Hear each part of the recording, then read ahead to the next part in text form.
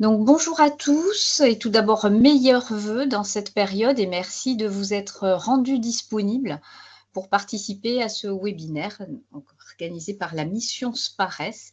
Donc, il vous sera présenté par une partie de l'équipe de SPARES dont vous voyez les noms sur l'écran et que vous entendrez et verrez présenter au cours de ce webinaire avec Olivia Ali-Brandmeyer, Ségolène Bougès, Laurie Dugravaux, moi-même Catherine Dumartin et Alice Patry. Donc, au cours de ce webinaire, nous allons vous présenter les fonctionnalités de l'outil ConsoRes, l'outil de la surveillance nationale de la consommation des antibiotiques, des antifongiques et des résistances bactériennes. Et nous allons vous présenter les fonctionnalités concernant les analyses en ligne accessibles aux établissements de santé qui vous permettront de compléter les données que vous avez obtenues à partir des rapports automatiques de vos établissements. Ce webinaire est enregistré, donc il sera disponible en replay. Nous allons vous présenter ces fonctionnalités et à la fin de ce webinaire, nous prendrons des questions et nous répondrons à des questions que vous pouvez poser tout au cours de la présentation via le chat, mais nous n'y répondrons qu'à la fin de la présentation pour des questions de fluidité. Bien sûr, si nous ne pouvons pas répondre à toutes les questions au cours du webinaire, nous en tiendrons compte de toute façon et les questions alimenteront une foire aux questions. Donc, merci encore de vous être connectés et nous allons commencer donc la présentation de ces fonctionnalités et je passe la parole à Laurie Dugravaux. Quelques rappels et nouveautés sur les profils et fonctionnalités de ConsoRes. Pour rappel, nous avons 3 profils sous ConsoRes, référent, contributeur et observateur. Il existe un seul référent par établissement qui signe la charte, gère l'accès des autres utilisateurs et gère la structure de l'établissement ainsi que la saisie des lits.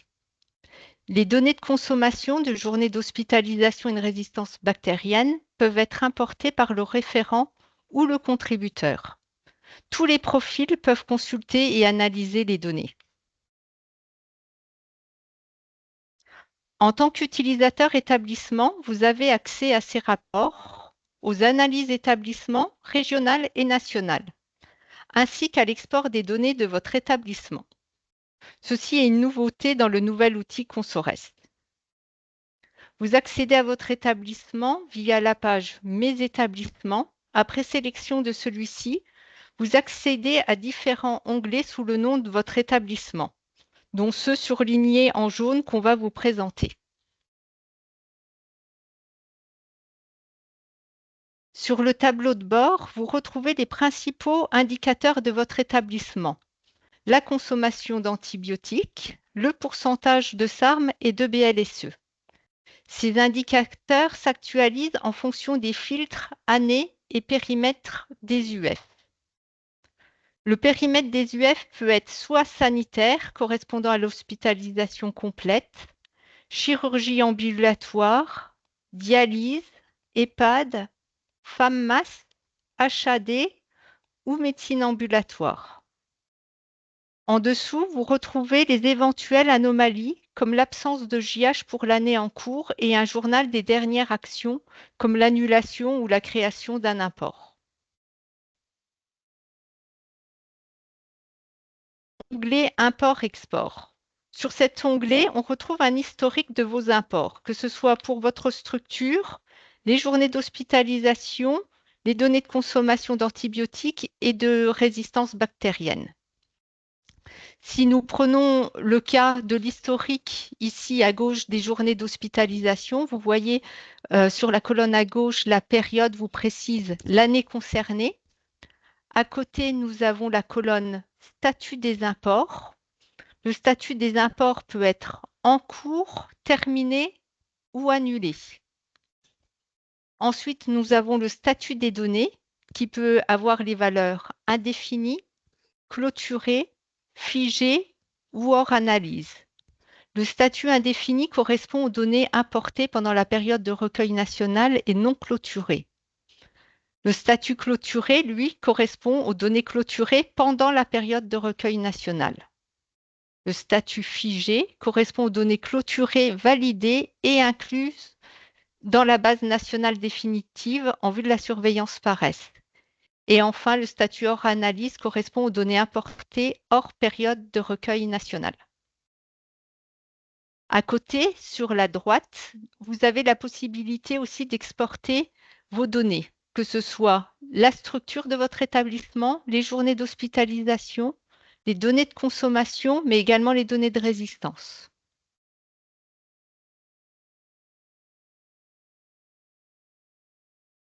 Sur l'onglet Rapports, vous retrouvez les rapports définitifs et provisoires.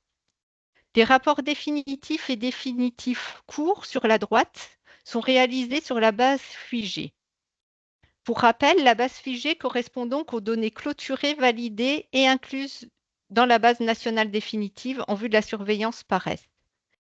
Ces rapports sont réalisés sur les périmètres sanitaires par est et EHPAD.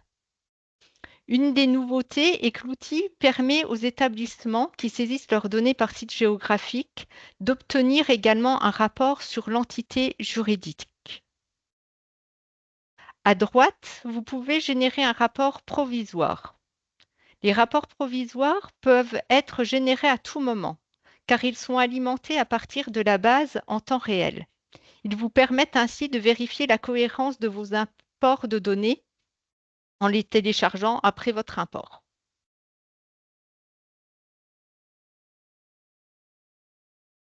Je vous propose de découvrir maintenant les analyses de consommation d'antibiotiques et d'antifongiques possibles au niveau de l'établissement à travers cette vidéo.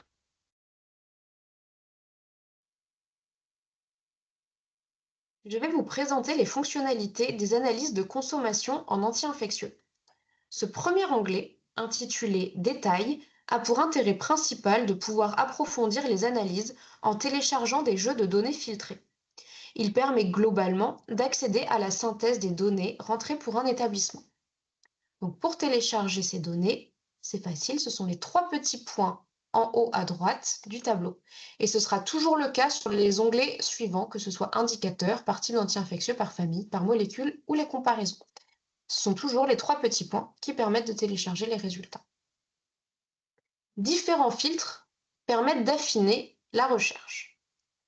Par défaut, ces filtres sont préréglés sur l'année en cours et ce qu'on appelle le périmètre sanitaire, c'est-à-dire les secteurs d'activité d'hospitalisation complète entrant dans le périmètre de la surveillance PARES.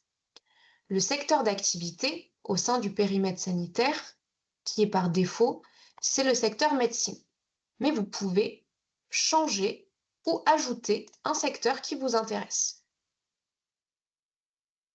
Attention, il faut bien faire attention quand on sélectionne un secteur d'activité à ce qu'il soit cohérent avec le périmètre. Par exemple, si je sélectionne ici le secteur EHPAD, il n'est pas cohérent avec le périmètre sanitaire d'hospitalisation complète parce qu'il ne rentre pas dans ce périmètre. Pour avoir les données du secteur d'activité EHPAD, il faudra choisir le bon périmètre.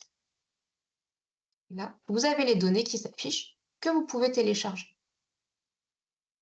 On peut réinitialiser le filtre à son état par défaut.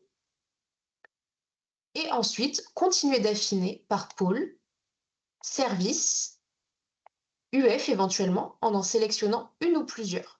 Mais il faut toujours veiller à la cohérence entre chacun de ces filtres et le périmètre et ou le secteur d'activité coché. Ce sera toujours le cas dans les autres onglets disponibles pour les analyses de consommation. Dans cet onglet Détails, vous pouvez aussi choisir d'afficher les données pour une famille de molécules données. Ça peut être une famille classique d'antibiotiques, comme les aminosides par exemple, mais ça peut aussi concerner des regroupements d'intérêts, comme par exemple les anticocigrammes plus résistants. Pour savoir ce qu'il y a dans chacun de ces regroupements, dans chacune de ces familles, vous pouvez consulter dans la documentation un document qui vous donnera toutes les informations dont vous avez besoin. Ensuite, vous pouvez aussi filtrer par voie d'administration. Par exemple, là, les pénicillines orales. Le chargement peut parfois prendre un petit peu de temps.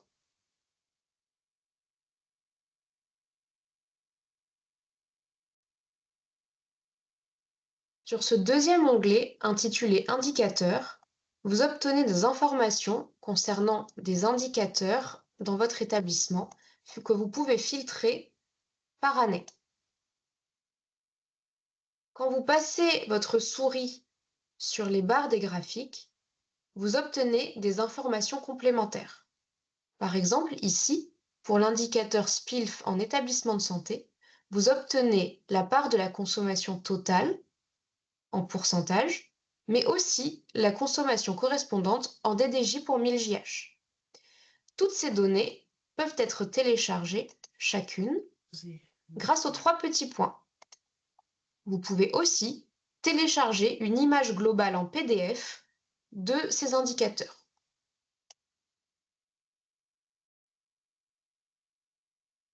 Ce troisième onglet, intitulé par type d'anti-infectieux, permet d'aller explorer les consommations de chacun des types d'anti-infectieux, c'est-à-dire antibiotiques, antifongiques, antituberculeux ou autres, dans votre établissement.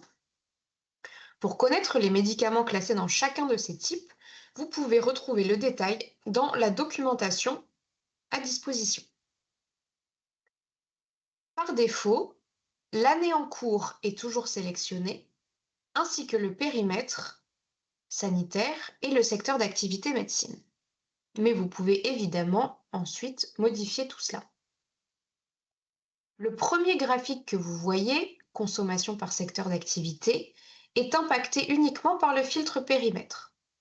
Le périmètre sanitaire est ici sélectionné. On obtient donc des consommations par tous les secteurs d'activité de ce périmètre. En passant la souris sur le graphique, vous obtenez des informations complémentaires. La consommation en DDJ pour 1000 JH du secteur d'activité concerné, mais aussi le nombre de DDJ consommés et le nombre de JH total pour ce secteur d'activité. Cela vous permet de faire des vérifications.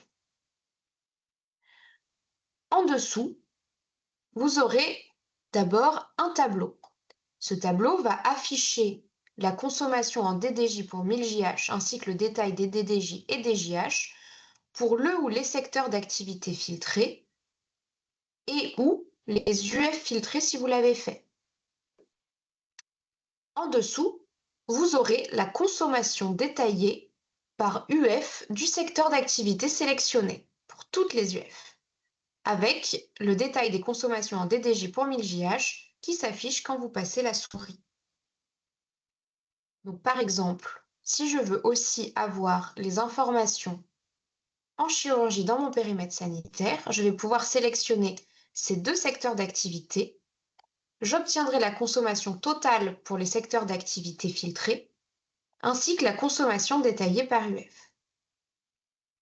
Si je veux avoir le détail en DDJ et en JH, par exemple, pour l'UF 2006 qui est ici, je peux aller filtrer par UF en tapant le numéro et sélectionner uniquement l'UF. J'obtiendrai donc mon tableau, comme je vous le disais, avec le nombre de DDJ pour 1000 JH et le détail des DDJ et des JH. Le graphique là n'a plus forcément d'intérêt dans ce cas.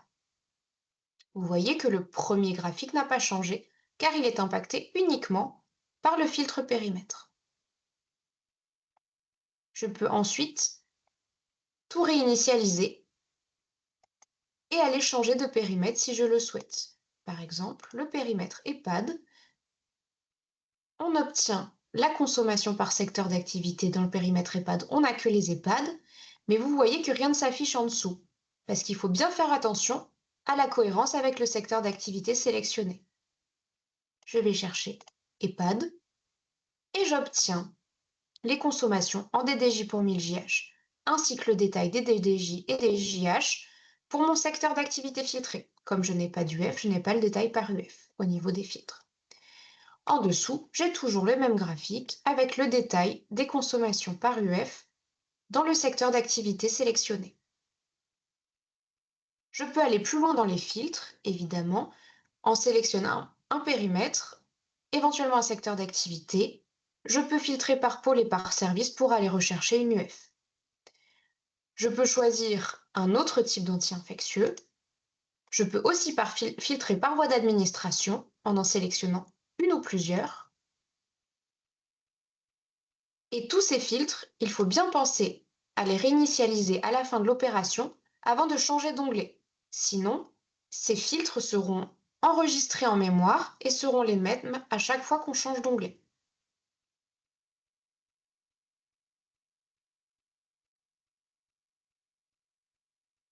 Ce quatrième onglet, intitulé Par famille, fonctionne sur le même principe que l'onglet précédent par type d'anti-infectieux. La différence réside dans le filtre qui est disponible ici, qui correspond aux familles de molécules, c'est-à-dire soit une famille classique d'antibiotiques comme pénicilline ou aminoside, soit des regroupements d'intérêts comme par exemple les anti-CG plus R, c'est-à-dire les anticocygrammes plus résistants. Pour connaître le détail de toutes les molécules qui sont contenues dans ces familles, vous pouvez aller regarder dans la documentation qui est à votre disposition. Dans cet onglet, vous allez pouvoir filtrer par année et le périmètre par défaut et le périmètre sanitaire. Comme dans l'onglet précédent, le premier graphique est impacté uniquement par le périmètre.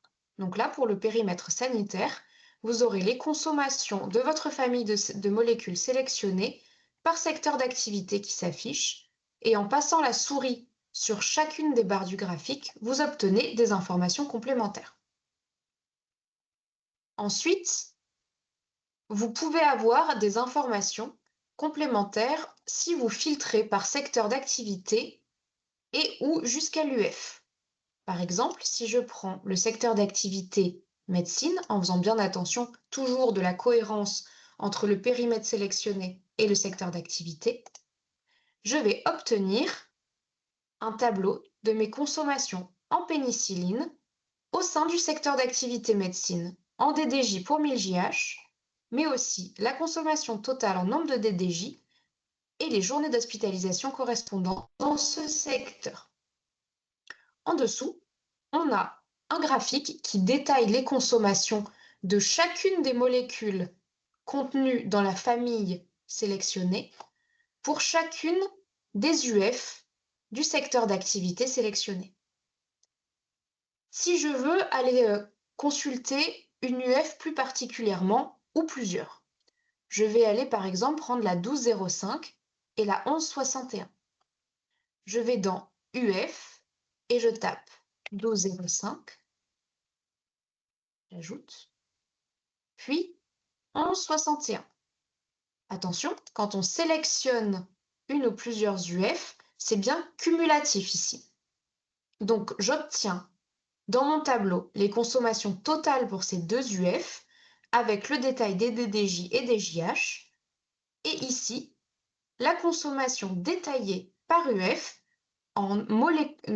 concernant chacune des molécules de la famille pénicilline qui a été sélectionnée. Je peux aussi aller affiner par voie d'administration. Par exemple, je veux les consommations en pénicilline injectable. Et j'obtiens ce détail. Dans ce cinquième onglet qui s'intitule Par molécule, vous avez globalement les mêmes fonctionnalités que les onglets par type d'anti-infectieux et par famille, à la différence que vous allez filtrer par molécule en pouvant en choisir une ou plusieurs.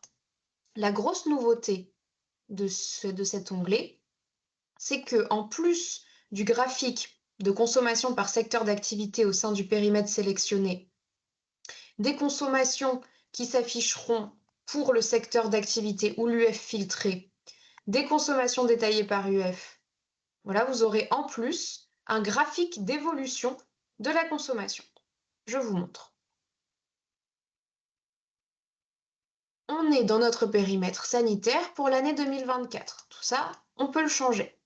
On choisit un secteur d'activité cohérent, par exemple la chirurgie.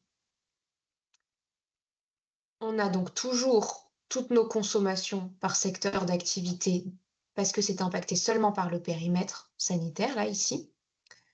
Et en dessous, par contre, on aura la consommation en DDJ pour 1000 JH pour le secteur d'activité choisi. Ici, chirurgie. On n'a pas choisi d'UF, donc ça reste au niveau du secteur d'activité chirurgie. Pour l'amoxicilline seulement, mais je peux choisir une deuxième molécule. Dans ce cas, on va avoir les molécules qui vont s'ajouter dans le tableau. On aura la consommation en acide fusidique parce que ça a été sélectionné en DDJ pour 1000 JH, en DDJ avec les JH correspondantes. De même pour l'amoxicilline. Et on peut sélectionner comme ça autant de molécules qu'on souhaite. Ce qui est intéressant, c'est qu'on peut aussi télécharger ce tableau de résultats pour faire des analyses complémentaires si on le souhaite. En dessous, on va avoir nos consommations détaillées par UF. Comme on a sélectionné un secteur d'activité, on a toutes les UF du secteur d'activité qui s'affichent avec la consommation dans chaque molécule qu'on a sélectionnée. Pour plus de lisibilité, je vais revenir à l'amoxicilline seule. En dessous, on va avoir ce graphique qui diffère des autres onglets, qui nous permet de visualiser l'évolution de la consommation. Vous voyez ici le point rose sur lequel vous pouvez passer la souris et qui vous donne la consommation en DDJ pour 1000 JH. Ici, on n'a qu'une seule année, évidemment, parce que pour l'instant, l'établissement d'exemple n'a importé que les données 2024. Mais à partir de 2025, il y aura d'autres données qui vont s'ajouter sur ce graphique. Si je mets plusieurs molécules et que je mets à jour, je vois que je vais avoir des points pour chacune des molécules. Le dernier onglet, intitulé Comparaison, permet à l'établissement de comparer ces données à d'autres établissements au niveau régional et national. Nous avons en premier lieu un graphique d'évolution de la consommation. Par défaut, les filtres renseignés sont l'année dont le recueil des données est terminé, le périmètre sanitaire, le secteur d'activité médecine, le type d'anti-infectieux antibiotique et la région de l'établissement. Nous pouvons modifier les filtres en prenant par exemple le secteur d'activité réanimation.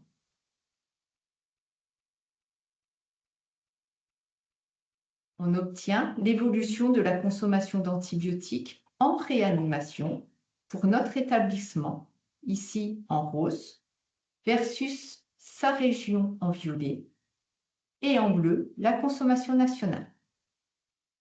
En passant la souris sur les points, on obtient le détail des données. Ici, l'année 2025 est alimentée avec les établissements ayant actuellement apporté des données au trimestre ou à l'année. On retrouve sous ce graphique la consommation d'antibiotiques en DDJ pour 1000 JH de notre établissement pour le secteur réanimation, qui est de 875 DDJ pour 1000 JH. Le bloc en dessous correspond aux données de la région, avec sa consommation d'antibiotiques médiane et la répartition des consommations des établissements de la région. Par exemple, on voit que 6 établissements ont une consommation entre 842 et 1053 DDJ pour 1000 JH. Notre établissement, avec une conso de 875 DDJ pour 1000 JH, fait donc partie de ces 6 établissements. Le dernier bloc présente de la même façon les données nationales.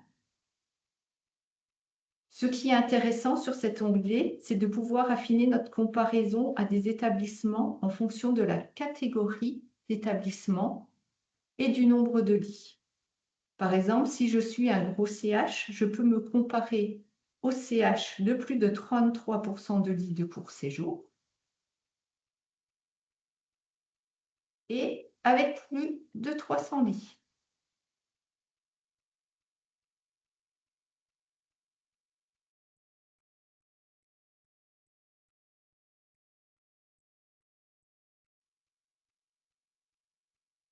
Je vais vous présenter. Donc, nous allons maintenant vous présenter le module analyse pour la partie résistance bactérienne sous format de petites vidéos également.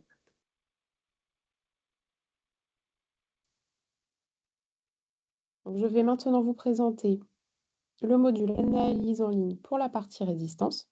Celui-ci est composé de 4 onglets, à savoir l'onglet résistance simple, résistance par phénotype, évolution et comparaison nationale.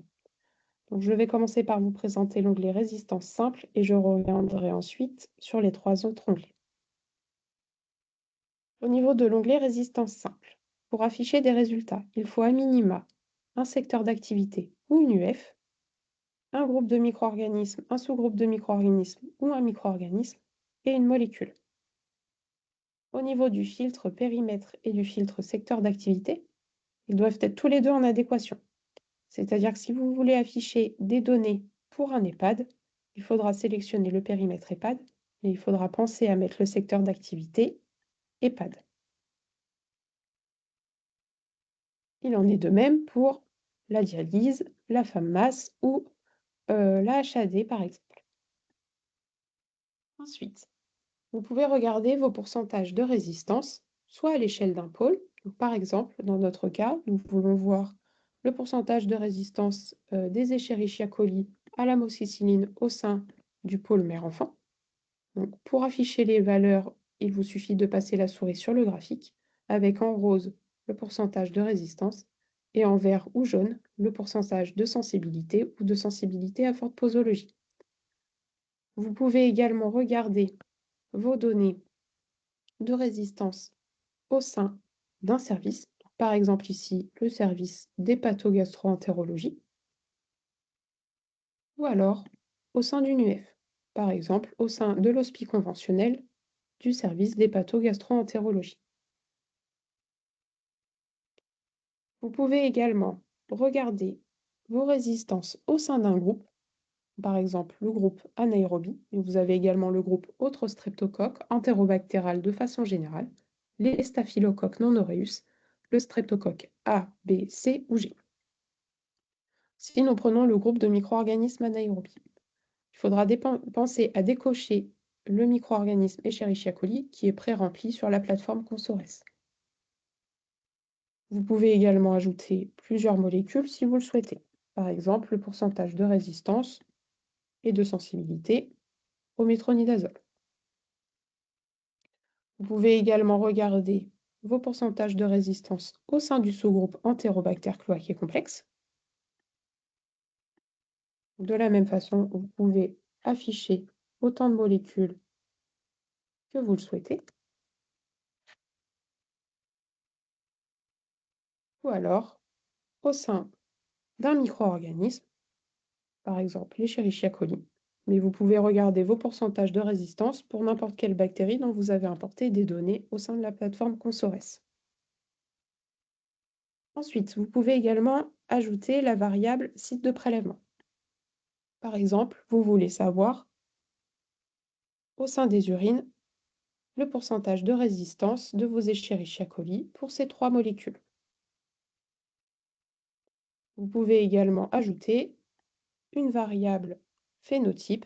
Donc, parmi mes Escherichia coli producteurs de BLSE, combien vont être résistants au cefepime ou à la lévofloxacine, par exemple. Vous avez également le phénotype carbapénémase pour toutes les entérobactérales. Et vous avez également le phénotype résistance à la méticilline ou sensible à la méticilline pour les staphylocoques. En plus des molécules, vous avez également le groupe antibiotique. Donc, vous pouvez regarder vos pourcentages de résistance au sein du groupe C3G, par exemple, ou alors au sein du groupe carbapénème. Voici globalement les fonctionnalités pour l'onglet résistance simple.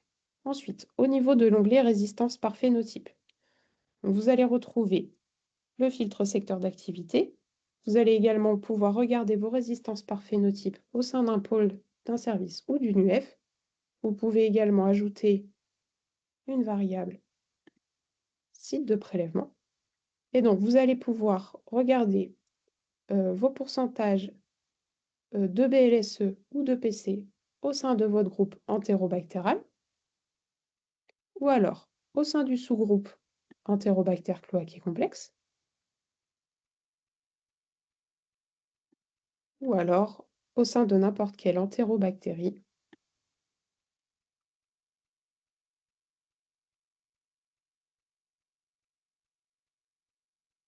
Ensuite, au niveau du graphique évolution, ici, vous allez pouvoir afficher, comme sur les onglets précédents, plusieurs molécules si vous le souhaitez. Donc, vous allez retrouver les mêmes filtres que précédemment, à savoir le secteur d'activité, les pôles services UF, groupe de micro-organismes, sous-groupe de micro-organismes ou micro-organismes, le site de prélèvement si vous le souhaitez, et vos molécules ou groupes d'antibiotiques, ainsi que les phénotypes. Donc, sur ce graphique, vous seront présentés uniquement les pourcentages de résistance, ce qui vous permettra de suivre l'évolution de vos résistances au fur et à mesure que vous allez alimenter la plateforme Consores au cours des différentes années.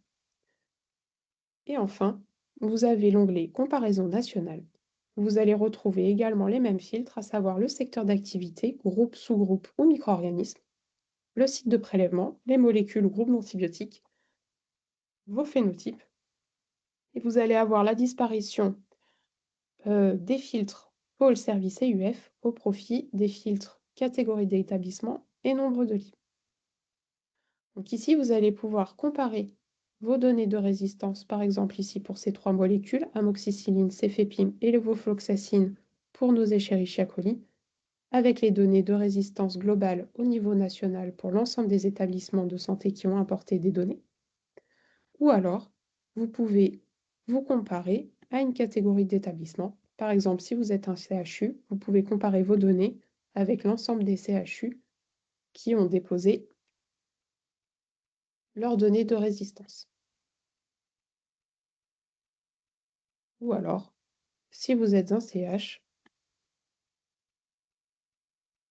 vous pouvez très bien ajouter la variable de nombre de lits pour vous comparer avec les CH de même type. Voici les différentes fonctionnalités que vous pouvez faire avec le module Analyse au niveau de la partie Résistance. Donc, ce qu'il faut retenir, c'est que pour afficher les données, quel que soit l'onglet, il faut à minima un service, un secteur d'activité ou une UF, un groupe, sous-groupe ou un micro-organisme, et au moins une molécule. Et il faut impérativement que le périmètre et le secteur d'activité soient tous les deux en adéquation.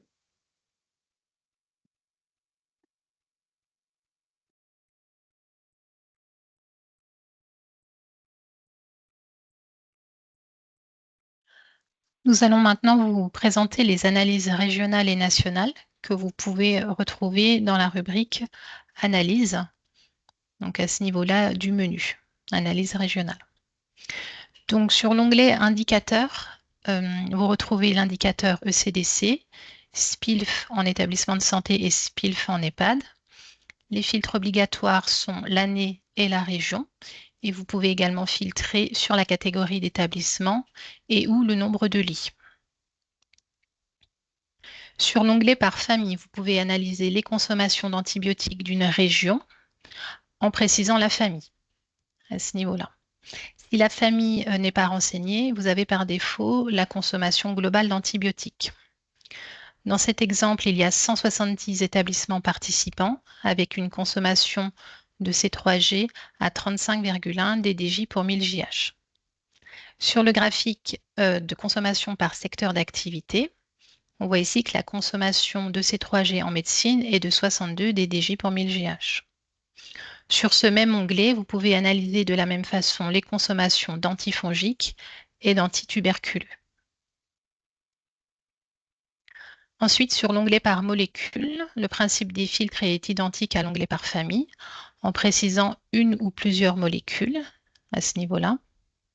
Dans cet exemple, en sélectionnant les molécules amoxicilline et amoxicilline acide clavulanique, on retrouve la consommation de chaque molécule et la consommation totale de ces deux molécules. Sur le graphique en dessous, on retrouve les consommations de chaque molécule par secteur d'activité. Et on peut également suivre l'évolution de ces consommations au cours du temps. Sur l'onglet Comparaison interrégion, vous pouvez comparer la consommation de votre région à la fois aux consommations des autres régions, mais également à la consommation nationale, ici en bas. Comme précédemment en jaune, les filtres obligatoires. Et on peut également affiner ce graphique par catégorie d'établissement et nombre de lits. Sur le dernier onglet, Comparaison nationale, vous retrouvez des analyses similaires à l'onglet Comparaison des analyses de votre établissement. Seules les données de votre établissement n'apparaissent pas sur ce graphique. On a uniquement les consommations régionales et nationales. Concernant les analyses nationales, elles sont similaires aux analyses régionales avec la disparition du filtre région et on retrouve les onglets indicateurs par famille, par molécule et évolution. Concernant les analyses régionales pour la partie résistance, donc vous allez retrouver les 3 onglets similaires aux analyses établissement, à savoir la résistance simple, la résistance par phénotype et l'onglet évolution. Donc ce sera les mêmes fonctionnalités que le module analyse établissement, mais vous allez retrouver également des filtres en plus, à savoir le filtre région, le filtre catégorie d'établissement et le filtre nombre de lits. Vous avez également en plus l'onglet comparaison interrégion qui va vous permettre de comparer au sein de différentes régions vos résistances pour une bactérie donnée et une ou plusieurs molécules. Vous avez également ensuite l'onglet comparaison nationale qui va vous permettre de la même façon de comparer des données nationales pour une bactérie et un ou plusieurs antibiotiques avec des données d'une région. Donc là, vous avez le filtre région en plus et vous pouvez changer de région comme vous le souhaitez. Et donc enfin, vous avez également le module analyse nationale pour la partie résistance qui va être similaire aux analyses régionales avec également disparition du filtre région et vous n'aurez plus qu'accès aux onglets résistance simple, résistance par phénotype et évolution.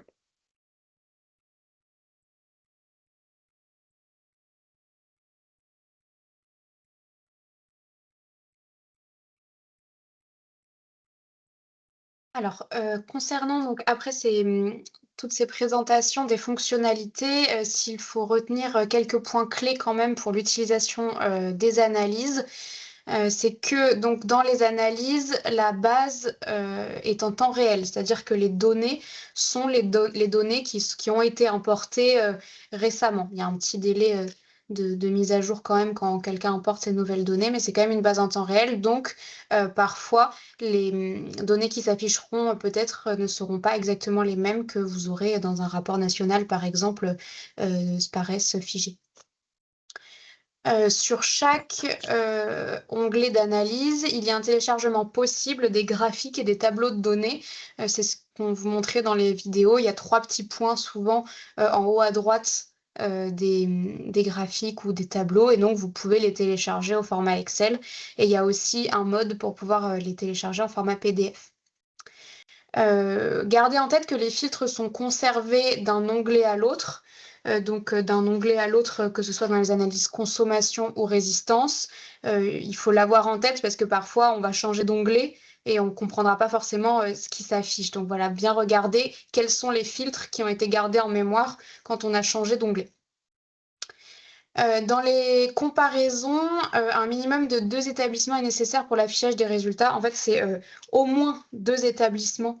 Enfin, il faut bien penser à la cohérence entre le périmètre et le secteur d'activité. Ça a été répété plusieurs fois au niveau des filtres.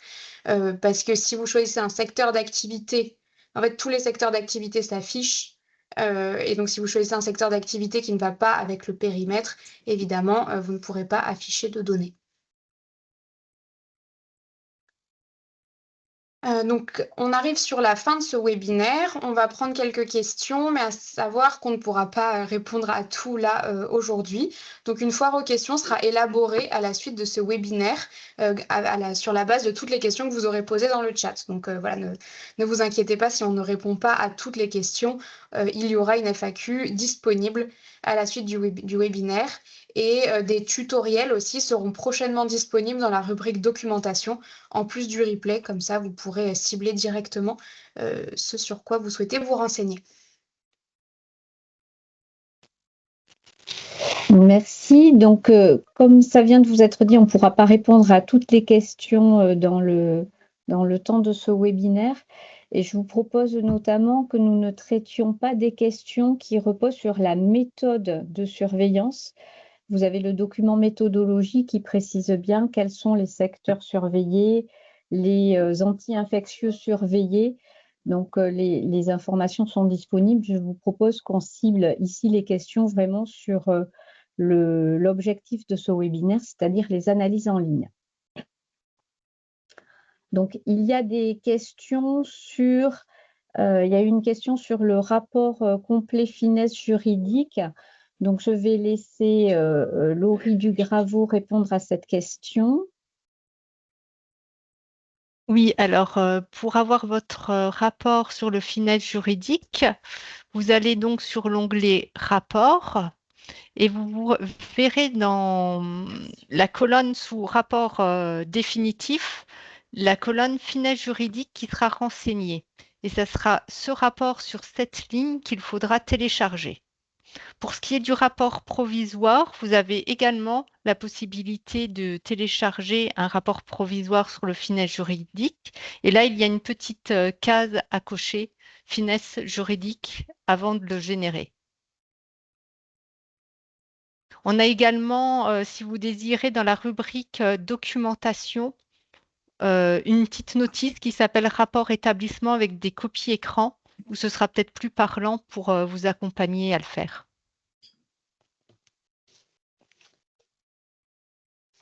Merci. Donc, d'autres questions sur les années des analyses. Donc là, on vous a présenté les données 2024 et des analyses ciblées sur 2024. Mais bien sûr qu'il y a des analyses possibles sur les autres années quand vous avez importé des données, bien sûr, puisque vous pouvez, il y a un filtre année qui vous a été présenté. Sur l'exportation des données, est-ce qu'on peut exporter les données de plusieurs années, Laurie? Alors oui, on peut exporter les données sur plusieurs années. Par contre, ils sont exportables année par année.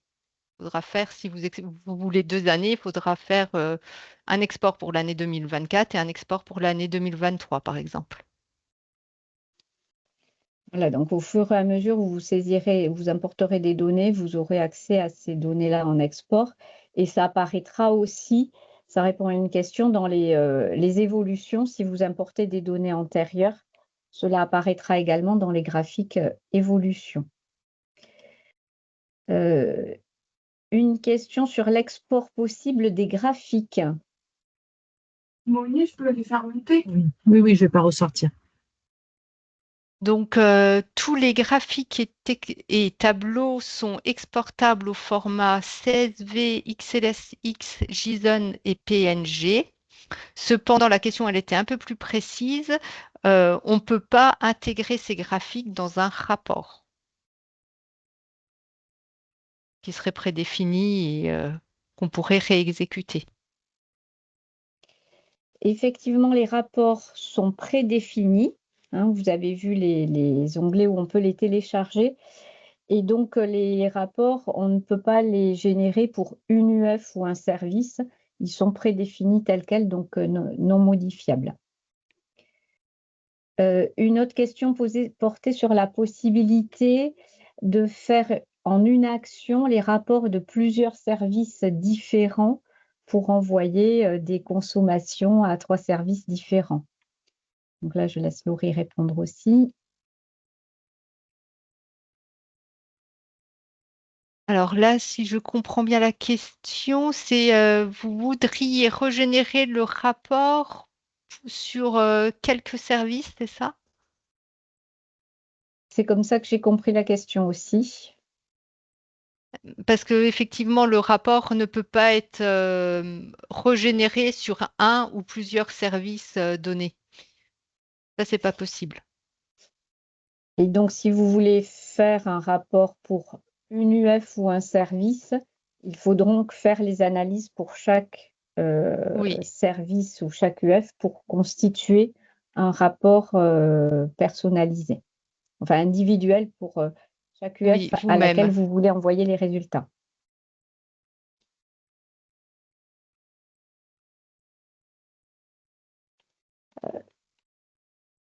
Donc, il y a quelques questions sur l'aspect microbiologique, mais comme ça apparaît dans les analyses, peut-être apporter la précision. On a une question sur la présence comme antibiotique dans les résistances de amoxiclave et amoxiclave cystite.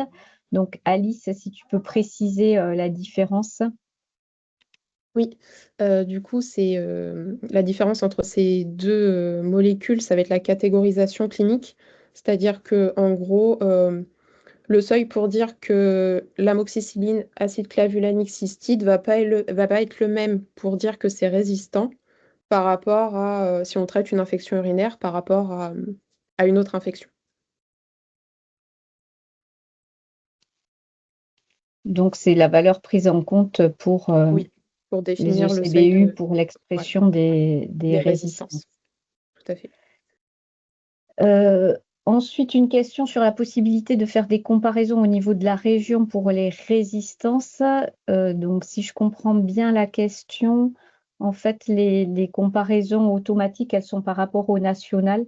Donc, il faut aller sur la partie régionale pour avoir les valeurs régionales. Oui.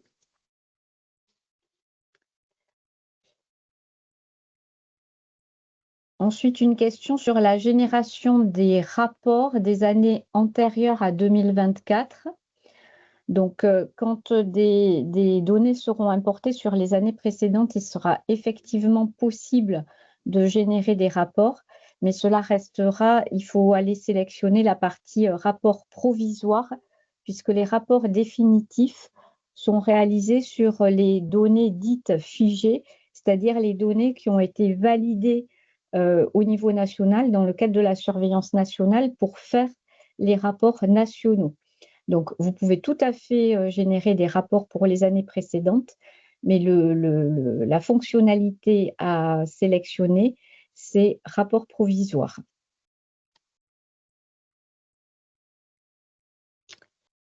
Ensuite, une question sur les imports au trimestre. Si on importe au trimestre, est-ce qu'on a bien un comparatif annuel à la fin de chaque année? Donc, je laisse Laurie répondre.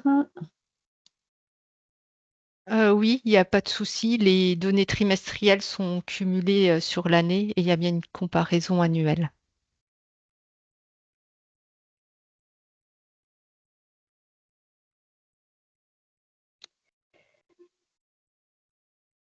Ensuite, une question sur la documentation. Oui, sur la partie antibiotique comme sur la partie résistance. Quand vous allez sur l'onglet documentation, vous avez accès à des précisions sur les regroupements, la méthode, les thésaurus de micro-organismes, d'antibiotiques, etc. Une question sur au niveau régional, national, existe-t-il un moyen de situer notre établissement selon la médiane? Donc, en fait, Laurie, je vous laisse répondre, ça paraît.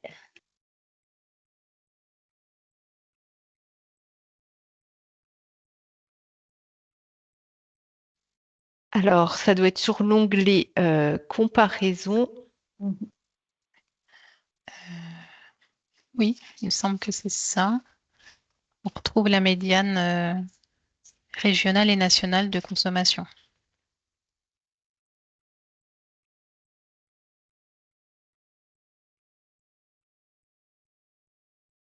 Une question sur la possibilité d'extraction par mois. Eh bien non, ce n'est pas possible puisque les imports sont possibles uniquement par trimestre ou par année. Donc ça ne sera pas.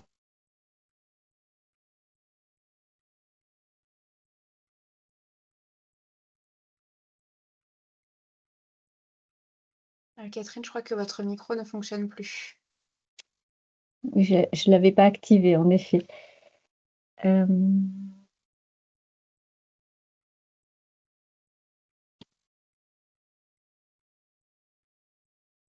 Donc après, il y a des questions. Je cherche les questions plus génériques que l'on pourrait traiter.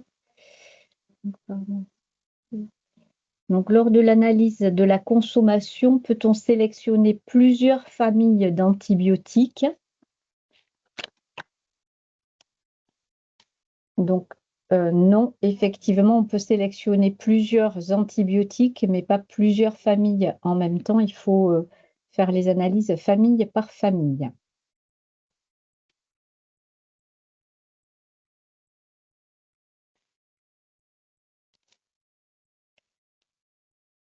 Alors, des questions en référence, je pense, à des fonctionnalités qui existaient dans l'ancien outil.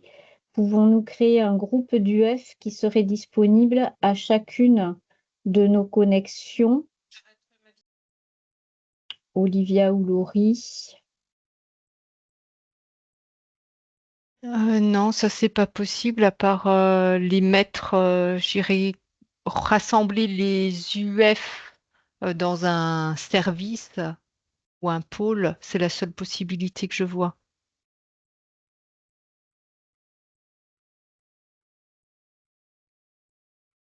Merci. Donc pour ceux qui sont arrivés tardivement, je vous confirme que le replay sera disponible, de même que des petits tutoriels pour présenter ce qui vous a été présenté au cours de ce webinaire sur les différentes analyses.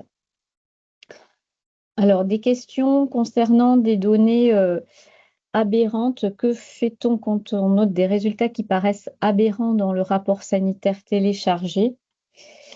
Eh bien, c'est à ça que sert le rapport, effectivement, c'est de pouvoir voir si les données sont comparables aux années antérieures. Et peut-être, Laurie, si vous pouvez passer la diapositive d'après, je pense qu'on a fait une petite démarche.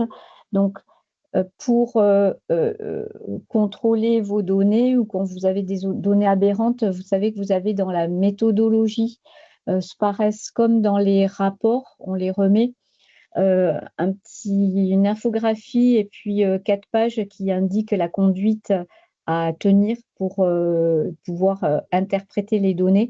La première chose à faire, c'est effectivement de comparer les données aux années précédentes et de regarder la cohérence dans les analyses qui vous ont été présentées. Vous pouvez aller par secteur d'activité pour visualiser les DDJ, la valeur du nombre de DDJ que vous avez importé qui a été calculé à partir des données importées, et puis le nombre de journées d'hospitalisation importées. Et donc, les données aberrantes peuvent venir d'erreurs dans le regroupement des journées d'hospitalisation. Et c'est en regardant secteur par secteur d'activité que vous pouvez repérer des données qui seraient pas correctes. Et donc, ça peut venir de la structure que vous avez importée. Et donc ça, effectivement, il faut que vous puissiez vérifier que dans la structure importée, pour les UF, il y a les bonnes JH pour pas que ça ait un impact effectivement sur vos données.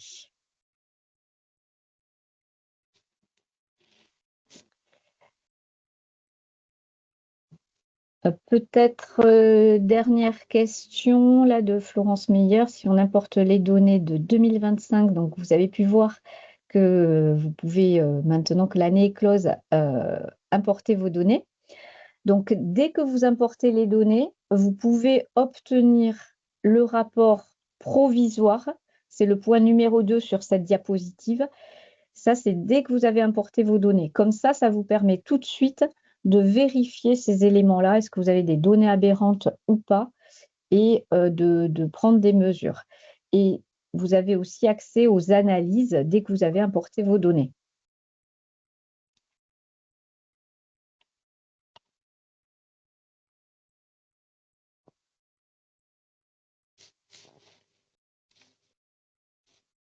Donc, je pense que nous avons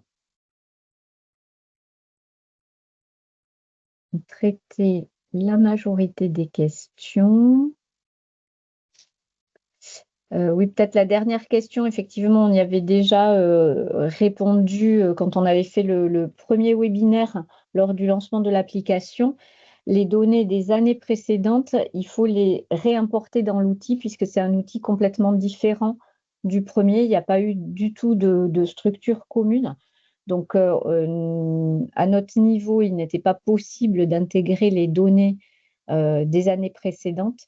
Donc, mais maintenant que vous avez constitué les fichiers et notamment le fichier structure, vous pouvez importer vos données 2023-2022 pour avoir un historique et une évolution dans l'outil Consores nouveau.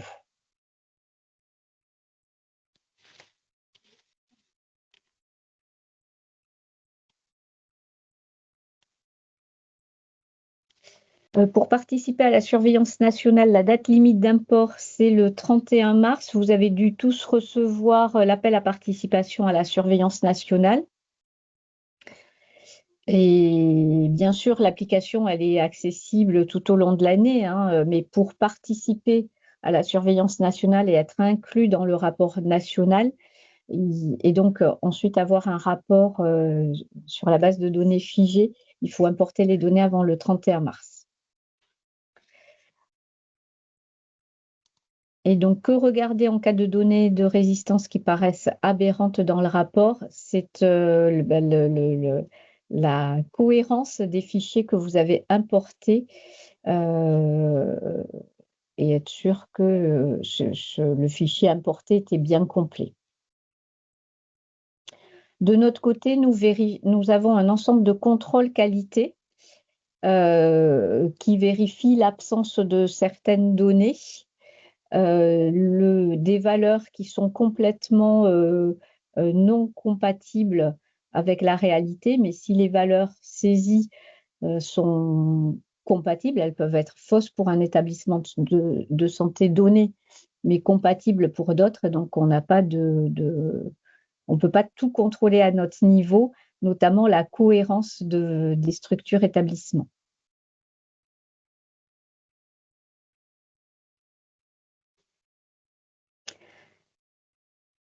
Bien, je pense que nous avons fait le tour des questions en lien avec les fonctionnalités des analyses en ligne. Donc, il nous reste à vous remercier de votre participation en masse. Bien sûr, l'équipe reste mobilisée comme elle a été pour vous aider à utiliser au mieux cette application. L'équipe l'a développée pour répondre déjà à vos demandes, mais nous sommes toujours à votre écoute, bien sûr. Nous avons noté toutes les questions pour les valoriser dans une foire aux questions qui sera également en ligne. Et puis, nous restons à votre écoute au fur et à mesure de l'utilisation de l'outil pour faire évoluer, si besoin, l'outil pour un meilleur service rendu. Donc, merci à vous tous et je vous souhaite une bonne journée et une bonne surveillance 2025.